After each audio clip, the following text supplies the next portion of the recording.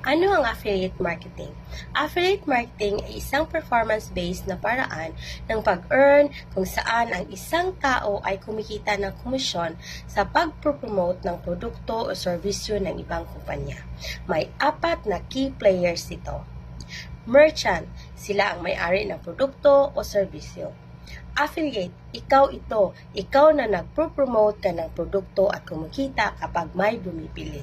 Network, minsan may platform na nagkukonect sa merchant at affiliate. Customer, sila ang bumibili ng produkto gamit ang link mo.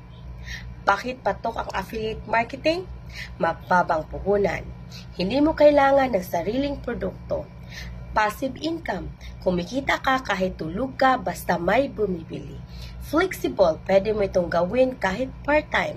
Maraming income streams, pwede kang mag-promote ng iba't ibang brands. Legit ba ito? Oo!